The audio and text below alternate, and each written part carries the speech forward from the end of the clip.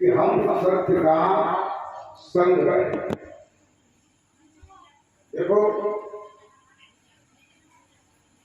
बाह्य जगत में भी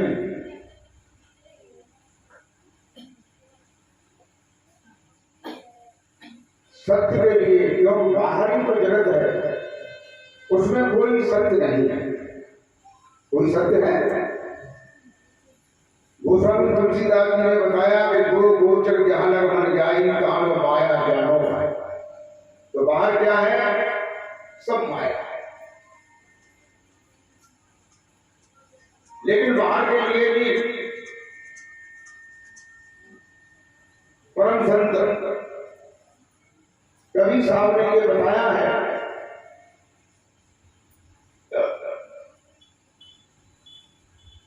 हम चौथे में क्लास में पढ़ते थे तो हमने कबीर का एक पाठ था, उसमें शायद दो ही हुए थे या चार हमारे, एक दो ही मुझे हमें याद है। उसमें ये दुआ था, आप लोग भी यहाँ बैठे बैठे आप लोगों ने पढ़ा होगा।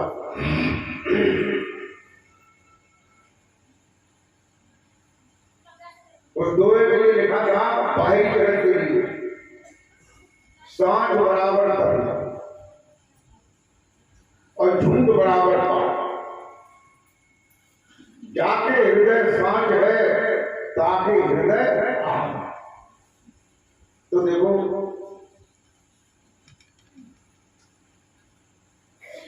आप लोगों को या संसार को ज्यादा ज्ञान की जरूरत नहीं है। ज्ञान तो सबके पास है, लेकिन ट्रीटमेंट की जरूरत है जो खेल करके उसको आगे ले जाए। प्रेमी भक्तों, हम सब इस बात को जानते हैं कि हम झूठ बोल रहे हैं, ये गलत बात है, ये पाप है कि नहीं? लेकिन बिना झूठ बोले कोई आदमी मानता नहीं। देखो छोटी सी बात, अगर कोई आदमी लैट्रिन करने खेतों में जा रहा और आप उसे मिल गए तो आपने कहा कि गए भैया कहाँ जा रहे हैं, तो क्या कहेगा? कमन और साथ लोटा कमंडल या कोई बोतल या पानी से भरी हुई लैट्रिन के लिए दे जाएगा। लेकिन ये कहता है कम, मतलब बिल्कुल झूठ माने के लिए। फिर नेक मांगना भाई बिने के लिए खेत में रहता है तो झूठ बोला कि ना। अब तक क्या जरूरत थी झूठ बोलने की? ये कह देता कि बात खत्म हुई। लेकिन आदमी के अंदर जो है झूठ बोलने की आदत। देखो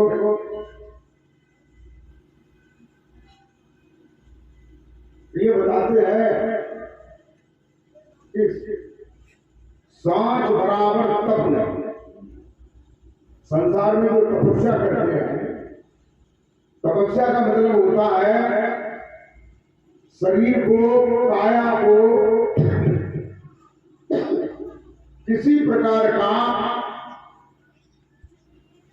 हठ पर कोई कार्य, जैसे एक पैर से खड़ा होना। हमने ऐसा भी देखा है कुछ हरिद्वार में महात्माओं को चारों तरफ से अग्नि जला रहे हैं और चांद पर जो है टाट का बोरा भिगो करके और निचोड़ करके उसकी उंगली बना करके उसके तसला रखा है, उसमें कुछ बालू भरी हुई है, ऊपर कटे चल रहे हैं। उसके बाद जो है वो हाथ में माला लिए हुए हैं, अपना माला का जप कर सकते। ये भी एक तप है। लेकिन ये नहीं मालूम है कि ये एक स्वांग भी हो सकता है। कैसा? कवि साहब ने कहा माला तो कर में फिरे और जीव फिरे तो कमाए और मनुआ तो दसो दिस फिरे ऐसे सुमिरन ऐसे मन तुम्हारा चारों ओर घूम रहा है। भाई ये बताइए ऊपर आदि जब नहीं है तो तुम्हारा मन ये विचार कर रहा होगा कि कहीं ऊपर से आदमी को कुछ चिल्लाना नहीं जाएगा, होगा कि नहीं? मतलब होगा नहीं, जरूर तुम्हारा आधा दिमाग तुम्हारा उधर है, आधा माला में है, कुछ इधर उधर भी आदमी कर रही है। तो कहने का मतलब ये है कि आदमी अगर सत्य पर आ जाए तो उसे रास्ता मिल जाएगा। प्रेमी भाइयों, हम बात बात पर झूठ बोलते हैं, बिना पाए झूठ बोलते हैं, खामखा झूठ बोलते हैं और फिर ऐसा भी होता है कहीं पर झूठ की जहां जरूरत पड़ जाए तो वहां झूठ भी बोल जाओ तो कोई बात नहीं। लेकिन कब कोई गाय भाग करके आएगा, पीछे उसे कसाई लगा होगा और ये मालूम है कि कसाई गाय को पकड़ करके फिर ले जा करके उसे काटेगा कि नहीं, उसकी हत्या करेगा। और तुम्हें अगर मालूम है कि कसाई आ रहा है, गाय इधर जा रही है और गाय वहां से मुड़ करके दूसरे साइड में चली गई और कसाई ने आकर के तुम्हें ये पूछा भैया इधर गैया आएगा, तो आप क्या कहेंगे? अगर उसे सांची कहेंगे तो गाय की हत्या हो जाएगी और झूठ कहेंगे तो गाय बच जाएगी। आप उनसे ये कहेंगे कि हाँ भैया गाय तो आई है लेकिन इधर चली गई और गई गाय इधर और कह देंगे इधर चली गई तो तुम झूठ बोल रहे। तो कहते हैं सत्यम विवाद प्रियम विवाद न विवाद सत्यम प्रियम, यदि सत्य बोलो प्रिय बोलो, ऐसा सत्य भी मत बोलो जिसमें किसी की जान चली जाए। तो हमने झूठ बोल दिया तो वो झूठ जो है वो सत्य के बराबर है, झूठ के बराबर। प्रेमी भाइयों, हमारे देश हिंदुस्तान में एक राजा, सूर्यवंश में एक राजा थे जिनका नाम हरिश्चंद्र था। वो सत्यवादी, उनका नाम सत्यवादी हरिश्चंद्र कहते हैं। और वो एक अयोध्या के राजा थे और बड़े राजा थे। सत्य के पीछे क्या उनकी हालत है देखो। एक ये भी बात है कि सत्य पर चलने वाले लोगों को कठिनाइयों का सामना करना पड़ता है, कर सकता है नहीं। देखो हरिश्चंद्र जो थे वो भोजन करके राज सिंहासन में आके बैठ गए। अभी कचहरी लगने में 1-1.5 घंटे का टाइम बाकी था तो उन्होंने सोचा कि चलो थोड़ी देर आराम करेंगे।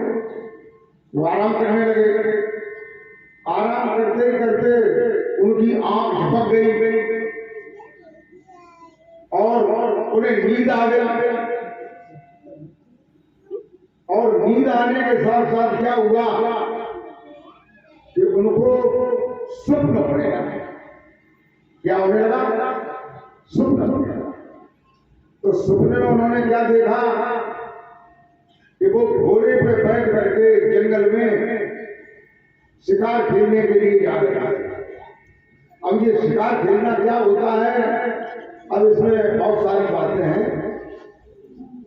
तो शिकार खेलने जा रहे थे तो वो वैसे तो शिकार खेलने का मतलब ये नहीं था कि किसी की हत्या करना, लेकिन अब जो है लोगों ने उसे ये समझ लिया कि वो हिरण को मारने गए थे या वो और जानवर को मारने गए थे जिसकी शिकार खाई जाती है। लेकिन असली बात क्या थी कि राजा महाराजा लोग जो है अपना दिल मजबूत करने के लिए शेर का या बाघ का पीछा किया करते थे। अगर वो उन पर हमला करना है तो वे अपना बचाव करते हैं। अगर उनकी जान के ऊपर वो फेरता है तो उसे मार भी देते हैं, न वैसे अपना बचाव करते हैं। तो प्रेमी भक्तों, काफी दूर चले गए, गर्मियों का महीना था, प्यास लगी उन्हें। जब प्यास ने ज्यादा सताया तो उनका दिमाग जो है पानी की ओर, शिकार की ओर से बदल करके वो लौटने लगे।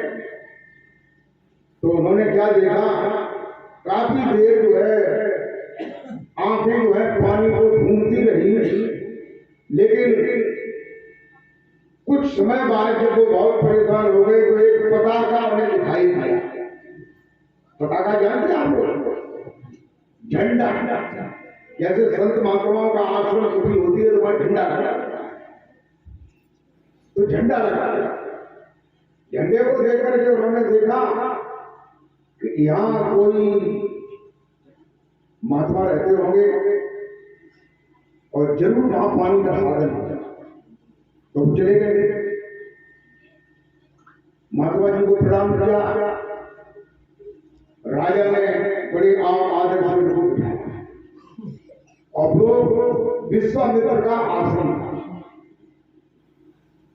बैठाला। उन्होंने कुशलता पूछी तो उन्होंने कहा कि सब खैरियत है, लेकिन प्यास लगी है। तो उन्होंने पानी को मंगवा करके राजा को पानी पिलाया, तसल्ली दी, बैठा रहा। राजा ने जब ये कहा कि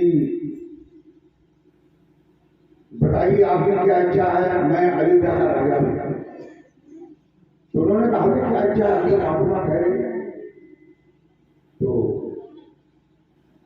उन्होंने कहा फिर भी, तो उन्होंने सोचा ठीक है।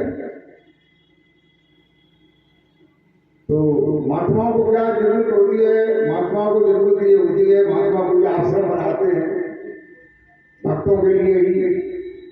तो जब उन्होंने ज्यादा कहा तो उन्होंने कहा 60 हार सोना चाहिए, 60 हार सोना चाहिए। मतलब हार जो है उस समय का कोई तौल होगा, सतयुग का। तो उन्होंने कहा 60 हार सोना चाहिए। उन्होंने ठीक है आपको देंगे, आप कभी हमारे दरबार में आना कर। ठीक है। कुछ देर बाद जो है राजा की नींद खुल गई। राजा ने सोचा कि